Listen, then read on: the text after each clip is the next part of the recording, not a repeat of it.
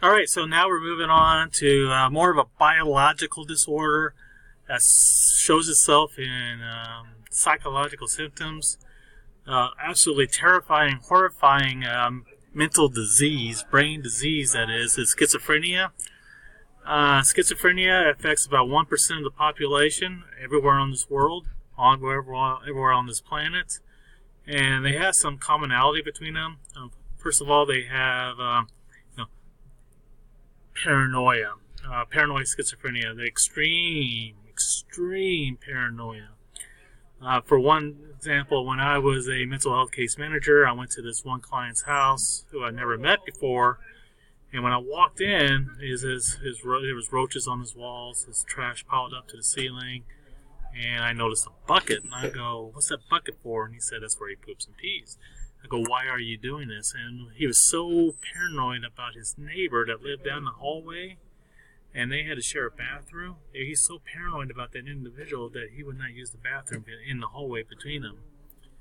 And so this is, when I'm talking about paranoia, I'm not talking about, slightly paranoid. I'm talking about paranoia that rules every fiber of their being. Another thing could be delusions, which are unshakable. Have no basis in reality. You can sit there and talk logically with someone, and they will continue to believe what they want to believe, no matter what. There's nothing you can really do to change. And some might have hallucinations. It can affect any of the five senses, but most of the time it's hearing, and then sometimes it's seeing. Hearing voices in your head. I have attached a schizophrenia simulator. Take a look at that, and that kind of gives you a general idea what it's like for someone who's experiencing a psychotic breakdown with schizophrenia. Emotional disturbances. Sometimes their emotions don't match the environment they're in, like laughing hysterical out loud in the middle of a funeral, or sobbing, crying when everybody else is having a good time. It's a brain disease that shows itself psychologically. It's not something that you can control. It's not a character flaw. You just got unlucky and got this brain disease. The cause of schizophrenia is biological. Okay. Dopamine hypothesis basically says in someone who is experiencing or who is schizophrenic, okay, normally has 6 times the normal amount of dopamine levels in the brain. A huge amount of dopamine levels in the brain. This is why some people who with cocaine and other things that increase dopamine levels might have schizophrenic-like symptoms. And so, it's like I said, it's a huge amount of dopamine levels. And so what you can do in this situation with people with schizophrenia is to decrease the dopamine levels in the brain by taking medicine that decreases those levels. You cannot treat schizophrenia by using talk therapy. It's like trying to talk your heart back into health. It just doesn't work. Alright? Or you're trying to talk your kidneys into working again. It doesn't work that way. It is a biological medical problem, schizophrenia is, and if it's a biological medical problem, then it has to be treated medically. And the way that right now, anyways, the way we treat schizophrenia is through medication. Without medication, there's very little hope that a patient will do any better. It has to be medicated. Okay? There's also less brain matter in the brain of a schizophrenia. If you look into the brain, these empty spots in the middle of the brain that we all have, they're called ventricles. They're filled with fluid. Those are bigger in somebody with schizophrenia. Okay. 17. Now, although you may have the genetics for schizophrenia, for example, if mom or dad has it, there's a 1 in 10 chance that their offspring will have it. Okay? If identical twins who have the same genetics, if one has it, then there is a 6 in 10 chance that the other twin will get it. Now, that shows that there's a high correlation, a high connection between the two, But it also shows that it's not completely genetic, because if it's completely genetic, then both twins 100% of the time should get schizophrenia. That doesn't happen. And so what we seem to believe is that there's an interaction between biology and environment. And what we found is most people who have or come down with schizophrenia usually get it in their 20s and 30s, usually during a very stressful time in their lives. Okay, college, med school, death, family problems, and the severe stressor causes the schizophrenia gene to be triggered, and then the overactivity of the dopamine levels in your brain skyrocket, and the limbic system becomes overactive, causing these hallucinations in your temporal lobe, your occipital lobe, and other areas of the brain. So we believe that there is both environmental and biological, although there have been some cases where some babies are actually born with schizophrenia. If you want to, on your own time, look up January Schofield. She was born schizophrenic, and it looks, what happens to her, because she was hallucinating right after she was born. So, quite, a sad story, but still a story that we can learn from. Okay, personality disorders. A lot of people don't believe that personality disorders are really a psychological disorder. Where did I go? Sorry.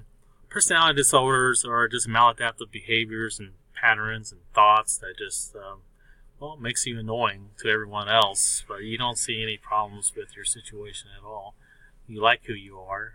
You don't mind who you are. It's everybody else that has the problem. Okay. But it could be annoying for other people, or it could be dangerous for other people. And so we have to be aware of personality disorders. First of which is antisocial personality disorders. These are commonly called sociopaths, psychopaths.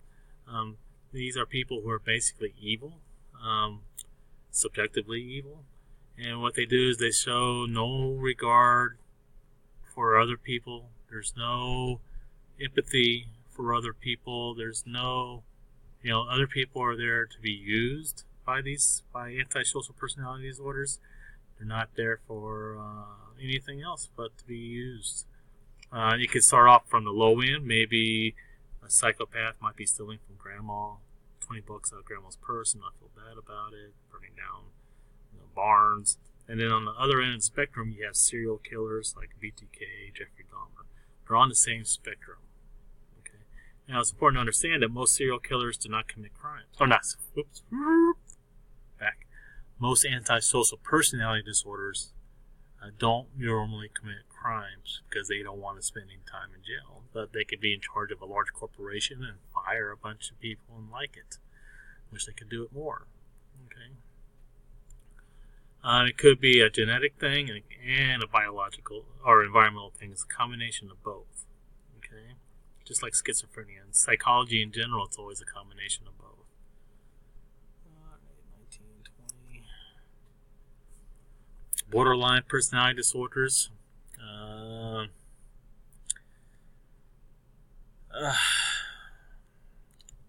They don't really believe in themselves. They don't have the secure sense of connecting with other people. They have problems identifying their identity.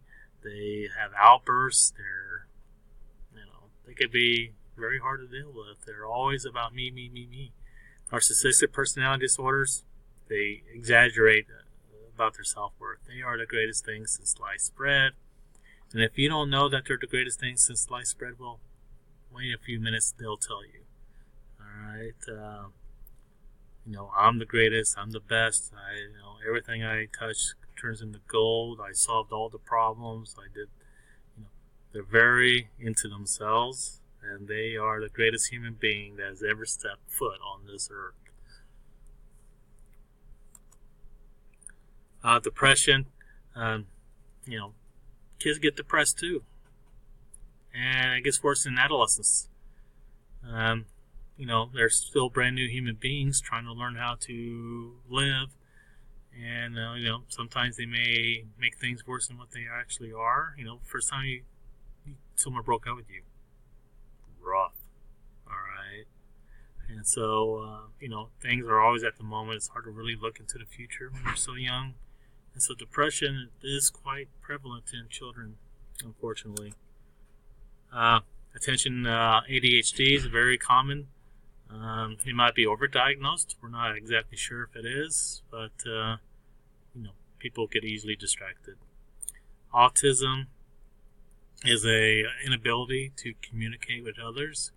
Again, this is a biological problem, it seems, something that the child has been born with.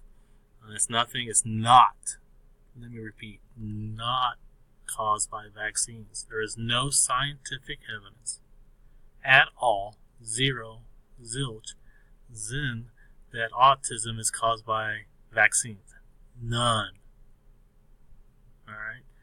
But it can be caused by a genetic problem or something going on. But we do know that it's not caused by vaccines.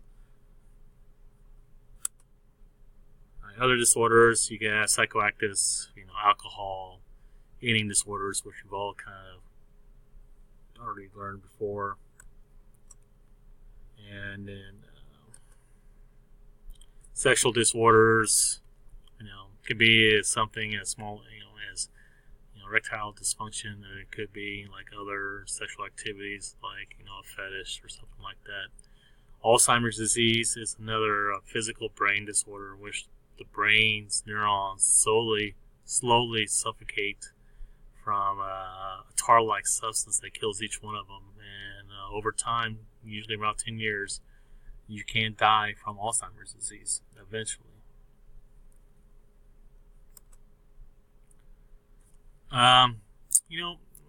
There's a lot of people with psychological disorders, and that's nothing really to be ashamed of. We all have our own experiences. We all have our own problems. And it's okay to get help when you need it. So if read over this, 8,000 men and women, 48 had experienced a psychological disorder at one point in their lives. And that's perfectly okay.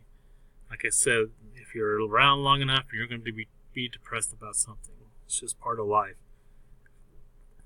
How long that lasts or how severe it happens, whether or not you're addicted to any drugs, those things can make things worse, and self-medicate and all those other things. And so being able to open up as a society when it comes to mental health is an important issue that we need to learn and to grow, and we need to quit hiding our psychological problems and go out there and actually seek some help. And lastly, we get all our information about psychological disorders, about categorizing psychological disorders from the DSM-5. If it's not in there, it's made up. Okay?